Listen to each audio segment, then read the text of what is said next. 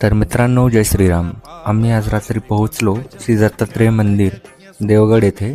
आम्ही रात्री उशिरा पोहोचल्यामुळे आम्हाला रात्री मंदिरामध्ये एंट्री मिळाली नाही, पण मग आम्ही बाहेरूनच दर्शन घेतलेच आणि आम्ही सकाळी मंदिरात जायचा निर्णय घेतला.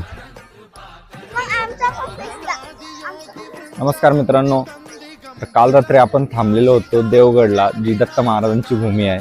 आणि आता आज सकाळी आपण आंघोळ वगैरे करून दर्शनाला जात आहोत. चला तर मग. आणि माझ्यासोबत आहे माझी पुतणी आणि माझी भाची सिद्धिका. हाय सिद्धी. सिद्धी हाय कर. शुभ्रा हाय कर.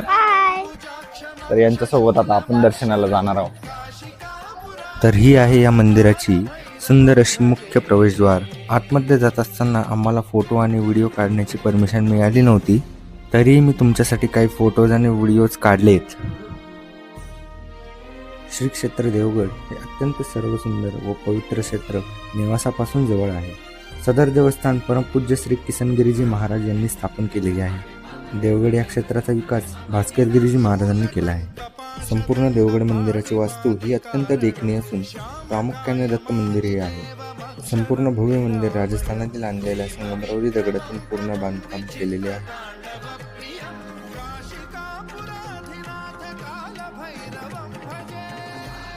हे मित्रांनो, हा घंटा दिसतोय माझ्या पाठीमागे.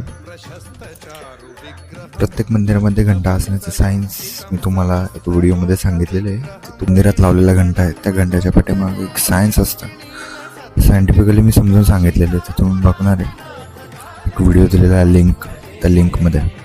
मंदिर परिसरात दत्त मंदिर, शनी मंदिर, मारुती, मच्छिंद्रनाथ, गोरक्षनाथ, नारद मुनी, मार्कंडेय मुनी, सिद्धेश्वर, पार्वती, गणेश, कार्तिक स्वामी अशी स्थाने आहेत. तर मित्रांनो, कसा वाटला आजचा व्हिडिओ कमेंट करून नक्की सांगा. आणि आता आपण पुढे जाणार आहोत श्री शनी शिंगणापूर येथे. धन्यवाद. जय श्रीराम.